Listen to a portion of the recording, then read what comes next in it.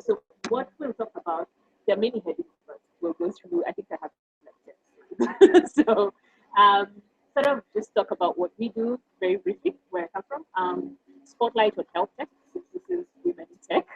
Um, Talk a bit about what's happening in health technology as a whole globally, because you'll see we work across essentially across the world. What scaling challenges are there, and kind of talk a bit about when you're thinking of now, you have a model, it's working, etc. How do you actually scale? And then how do you choose a scaling strategy? Give an example and then take questions. So Innovations in Healthcare, which is the organization I work for, is actually housed at Duke University in North Carolina. We were co-founded by Duke, McKinsey and Company, and the World Economic Forum about 6.5 years ago. And essentially what our mission is to improve healthcare across the world through supporting promising innovation. So what we do is we source innovations. So what's our innovative model from around the world? We admit a selected number of them into a network where we provide different levels of engagement. So initially very high levels of engagement to help them overcome specific scaling challenges. And then after that, then they benefit from being part of a peer organization into the community. And then work around scaling and helping them facilitate scale, whatever scale means, whether it's geographical, whether it's impact, etc. And then the fourth thing we do, because we're housed at the university, is just study the field of innovation and about scale. And so some of the insights I'll give are essentially very based both from a practitioner lens, but also from like a very conceptual lens around what the scale is and what does scale mean in technology. And so one of the things we're famous for here, so sometimes people will be like, oh, I thought you are for SEAD. So we also run an accelerator on behalf of USAID. We've been doing that for about 4 years. That basically works in East Africa and India, specifically around scaling healthcare innovation. And this, I think, kind of gives you what we do. So someone comes, you have a brilliant idea, but then and it's going on well. I mean, you've got like your initial market access, etc. Then you come across a variety of scaling challenges. And you go through them quickly, like finding the customer issues, developing regulations, recruiting a team as you grow. And essentially, our role as SEAD and innovation in healthcare is to then help your idea go through and overcome these scaling challenges. So, in a nutshell, that's essentially what we do on a day-to-day basis. And within the SEAD program, what we have focused on, again, is in the area of in India and East Africa. We have about 25 organizations currently in the program. 11 are in care delivery, 3 are in healthcare workforce training, 8 are products or technologies, and then 3 are in healthcare financing. So the whole healthcare value chain, and then working with this specific one, giving them a bit more in-depth support. And the purpose of this USAID program is essentially to try and figure out if you're running an accelerator, what's beneficial, what's not beneficial. Just a bit of background. So the kind of advisory work we do was never in the form of an accelerator. It was always customized advisory. We're looking for promising innovation, providing them very customized support, and then helping them to the next step. So once we partnered with USAID, we had to ask ourselves a question. If you put people through, whether it's an incubator or an accelerator, especially accelerators because there's not as much evidence about what works, what should you be doing? Because there's a lot of things we did because we thought they worked or we enjoyed them, but then what actually evidentially, based on evidence, works, and what actually does not work, where should we be putting resources? And so hopefully we hope that at the end of 5 years, this work informs not just accelerators in healthcare, but also accelerators in other fields. So this is like, there's a group called Venture Scanner. They kind of looked at what's the market space in healthcare technology, and essentially kind of divided it into all of these boxes. So you can have tech around administration, medical devices, electronic patient engagement, telehealth, mobile equipment, health apps, remote monitoring, healthcare marketing, population health management, electronic health record system. But then the purpose of this diagram is essentially to show in one sector for technology to be leveraged. And this is kind of this gives you that there's a market space.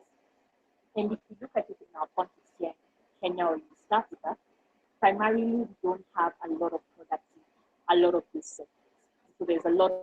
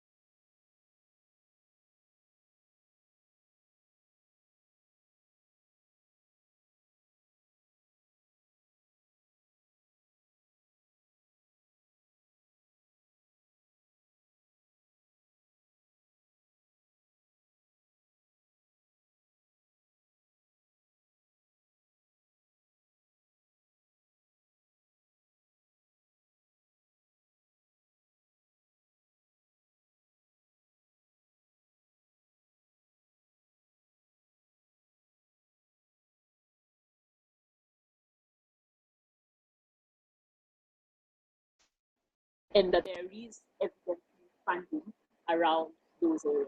So not only is there a market need, but also investors are recognizing the market needs and money is flowing towards this. So that's an interesting insight. So the other thing, I think this is from our work, but also against other things that others have observed. So fine, if you figured out what's the market space, what's the opportunity, then, and I think Karina alluded to this, business model market. So the things we've seen, at least from the innovative to market, we have about 70 different organizations across the world, Latin America, India, East Africa, soon to be probably about 90 to include Southeast Asia. What we see though is essentially consumers, your customer changes.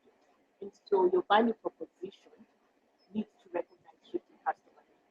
And that trend which I highlighted right now, is one of the shifting aspects.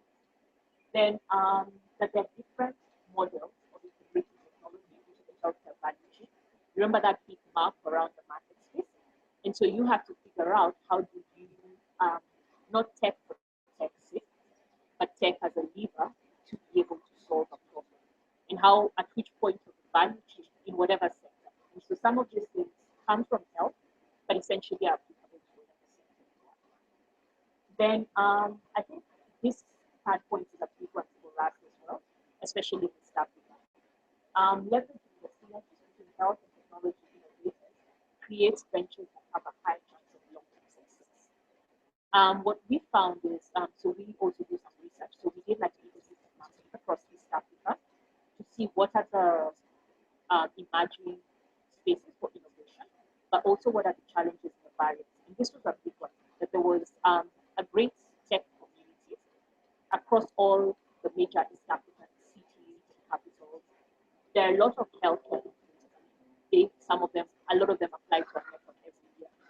But then hardly is there groups where you have techies and health innovators coming together to co-develop solutions. And so we kind of were like, okay, so how do we make sure that we highlight that first piece, that there is a market space, and this market space is crying for technology solutions. So we held a healthcare hackathon, and so interesting story and interesting connection. So Merck actually was one of the sponsors of our healthcare hackathon, the accelerator, the digital health accelerator. A colleague of yours, a former colleague of yours from Think Place, was one of our mentors. And just across the room, I think we had just interesting connections. But what so we had like maybe 300 people from across East Africa applied to be part of our hackathon. We had space for 100, continued for about 120, formed 20 different teams. And then incidentally, one of the teams was Total Health, which was much younger then. They were, I think, a year and a half. And so they used the hackathon to have a new module of their business. So essentially, they were SMS, and then they basically used the 48 hours to develop a voice-based module, etc. And so it's been interesting. But then for us, I think what we've seen in the year past, you can look at it on our site. We have actually a blog, I think, that was posted last Friday, so it's a year exactly to our hackathon, is that what has happened though is that there's been a lot of movement in that year after making the statement that there is the need for leveraging both sectors. And we've seen a lot of investment and a lot of growth interest towards that. And we really do believe that for long-term success, and long-term success not just of the venture, but of the scaling strategy, this has to happen more and more in East Africa.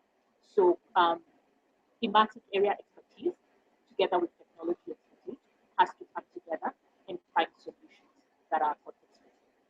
Then I think the fourth issue around building a revenue model alongside the product and being willing to adapt this revenue model as the venture scales. So for a lot of tech earlier stage startups that we find, it's more like, okay, so what's your revenue play? Premium, so we'll introduce a free trial, and then eventually we'll add premium services, and that's the only revenue model. And so essentially, I think it's been interesting to talk to people and say, well, just because it's tech, just because premium is work for other people, does not mean that's the only model. You know, subscription services, what it is.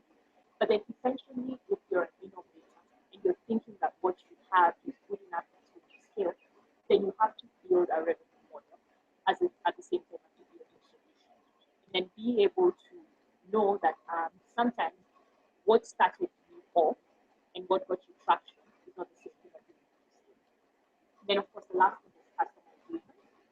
That, and I think that's the point we high tech and high touch are not mutually exclusive. That you basically can get a solution that is very engaging at an individual level, because a lot of technology solutions also sometimes say, well, we'll use business to business models, but and shun away from business to consumer, because it's like, well, there's not enough people how will I be able to get enough of sort of customer base that then enables me to be able to have like enough people to break even. And so I think essentially what we're seeing from the trend is that customers are interested in being engaged. All you have to do is find a solution that offers a value proposition. So now back to a bit of the concept as I just kind of go into my last point around scaling. So we use there's many ways to develop scale. So one of the ways is blueprint to scale, which was developed by the Odero here at Akino. So then you have a startup, so it's got traction, etc. And now you think, okay, so how do I scale? So most of the time, you develop a blueprint for what does the future look like. You test and define your business model. You essentially prepare, most of the times by piloting different approaches, etc. Figure out what are the barriers, what are the capacities, monitor what works, then essentially scale. Based on your market knowledge and based on the knowledge that you're able to, from the pilot, able to overcome all of these challenges. So that's the concept. That's the theory. So what's the practice? So what we found, and the reason our organization was actually founded, was because when we did research about 7-8 years ago, we found that even though innovators know, especially around the frontiers, that there are barriers, there will be barriers, they have limited capacity, that they need to meet. In reality, because you're running a business, that doesn't always happen. So what we found is that there are a lot of common scaling challenges that you still have there around strategic planning, funding and development, so access to growth capital, performance management, product and service innovation and development, because this is a continuous thing, organizational leadership and talent, especially as you're growing a team to operate the organization. And then the last one is around leveraging the ecosystem, because essentially when you're problem small, it's mainly the networks you've made that are enough to sustain and get through market traction. But then if you're thinking, I want to scale out to another country, then you essentially have to say that maybe your networks are not enough. And so you have to figure out how to enter new ecosystems, how to do it. And so these are some of the cross-cutting issues that we have. And so very briefly, how do you solve some of them? And this I think is applicable whether you are already a startup, whether you have an idea and you're thinking, or you're approaching scale. I think the thing is embed scale at the beginning.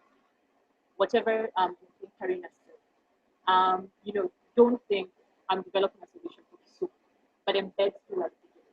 So work back to the future. So figure out if this really, really works, what will it look like? Then work back to that future. Then at least in healthcare, I think a lot of other sectors, systems are complex. And so the venture needs to be able to anticipate what are the critical scaling barriers. And then after that, explicitly design and test approaches to address this, rather than decide, well, we'll pilot with what we have, then if it works, then we'll extend it, and then it will succeed at some point, yes. But then essentially taking a more critical approach to the complexity, whether it's energy, whether it's microfinance, whatever, systems are complex. Then I think the fourth thing is an ecosystem approach. What we found is that those innovators at scale understand the ecosystem they are operating, but then more than that, they seek to influence those ecosystems. Because some of the times, you're probably, if you're disrupting, this is something that's not being done before. So let me use a cliche example, M-Pesa. So when this started, essentially the ecosystem was that financing was done in a certain way. And so for M-Pesa to succeed, they had to lobby policymakers in order to allow that you could actually have mobile money, for example. Mobile money transfers as a start, and then essentially all the other things. And so the thing is, you basically have to understand the ecosystem, but then figure out that you have to use the system. Sometimes influence does not mean disrupt, but sometimes it just means partner, find change ways of thinking, find areas of synergy, but you have to essentially make the system. Then of course partnerships. And some of these partnerships are partnerships to help you access customers. So it could be private partnerships with multinationals to help you get your brand out there. It could be partnerships with the public sector that help you access communities. So partnerships are important in order to scale it. In healthcare, especially, this is essential because it's a space that's in across East Africa dominated by the public sector. That's both regulator and financier and sometimes also government. Then seeking support from peers and others who experience scaling innovation is really critical. And so those who succeed essentially do this because they work with others. And so that's kind of our 6 or so tips around scaling innovation. So assuming you kind of figure that out and you have to figure out what the scaling strategy. So there's different people who've done work. So the guy who's the father of social entrepreneurship, Greg Lewis, was actually the late Greg Lewis was actually faculty of this. So he developed a simpler version of this, and this has kind of been recently expanded. So how can you scale? You can do that with like organic growth. So just growing and then selectively outsource. You can do this by partnerships. You can license out whatever it is. You can open license, assuming you are a non-profit and you just want this to spread, or you get acquired. That's also another way to scale. And so this kind of graphic kind of says what are the implications in terms of legal ownership, decision-making power and control, the potential financial upside, your ability to share risk, and your ability to free up time and capacity for the team. And so all of this have different kind of they have a high degree and a low degree on certain things. And so essentially, there's none that is better than the other, as you see with a business case study. But it just depends on your organization, your venture, where you're at, and what you want. So let me give a quick example. So open licensing. So I don't know if you guys, anyone has had an open license. So it's in the healthcare sector, it's a way of getting data together. And it's essentially open source code that allows countries to collect data on healthcare systems. And so the team that was working on this was actually working on 2 different projects. And they had the same idea, got together, developed it, and then they figured, as in, this is such a good idea because unlike other systems which were essentially proprietary, that countries, especially developing countries, could not afford, this was an open source system that could then continually use it in the spirit of, the open sort of that open commons spirit to then be continually developed and countries could benefit. And so their scaling strategy was essentially to open licenses, so put that as open source code and encourage as many people to continue developing. So again, as you can see, there's a low degree of legal ownership for the people who started, but we don't even know them. Well, they're somewhere, but we don't know them. Decision-making power and control, it's quite low. But then there's basically the risk that this carries. They're able to share that risk across many people. And so there's no risk for them in terms of, oh my goodness, I've borrowed all this money and I cannot be able to pay back, etc., etc. And so the resources they put and the risk that there it's quite low, and so they have a very high degree of being able to offload the risk. And so it just depends on what your final objective is. And you remember what I said, if you embedded scale at the beginning, you would then remember what that scale mean to me. What was my future picture, and what was I working backwards around. So finally, just a case study. So Sproxio is one of the innovators that's in our network. They were originally founded in Ghana. They have a product called Sproxio Defender that's basically anti-counterfeiting. So it allows consumers to text ID code that's attached to a product to an in-country phone number, which by whatever the product we have, whether it's an antimalarial or antibiotic, is essentially authentic. And so they work with the manufacturers and regional distributors to then put the coding, to then put the system, and then they provide the technology that supports this.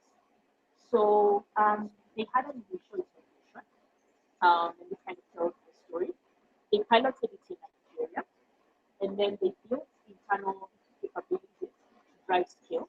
So they essentially, for them, it was it's a selling thing because you have to sell that technology to people who are willing to buy. And most of the time, it will be the end consumer because the end consumer is so why should I pay for this? But I think again, just something like Karina said, and if you go to Mark, then they are interested because there is a financial return. So they basically built a sales force for certain countries where they wanted to be able to penetrate, and they chose organic growth with some selective outsourcing. And then they partner in other countries, the selective outsourcing is they partner with some sellers to be able to access new markets. And so that's kind of the way they have chosen to scale. And so if we go back, organic growth is selective outsourcing. Because this is a proprietary technology that they have been able to determine as a financial value, they want to have a high degree of people ownership over it. They want to have a high degree of decision-making power, and of course, benefit from it financially because they are corporate. And so this is why they've chosen this particular scaling strategy. And so the paper that's down there kind of has like 6 or 7 different case studies that show different organizations and the different pathways that they choose. Some of them is even a fascination and why they choose that, just to help you kind of understand, just for your own further reading. And I think, yeah, that's it. Any questions?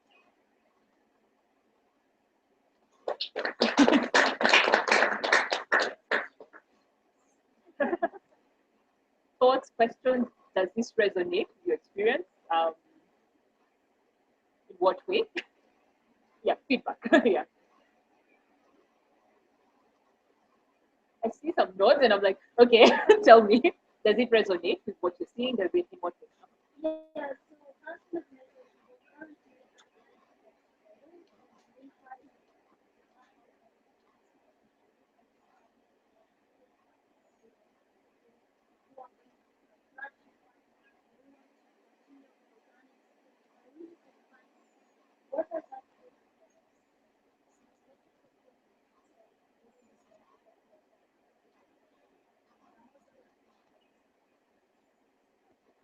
Yeah.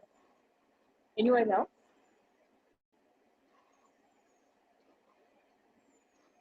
Okay. Yeah, so thanks so much for your time.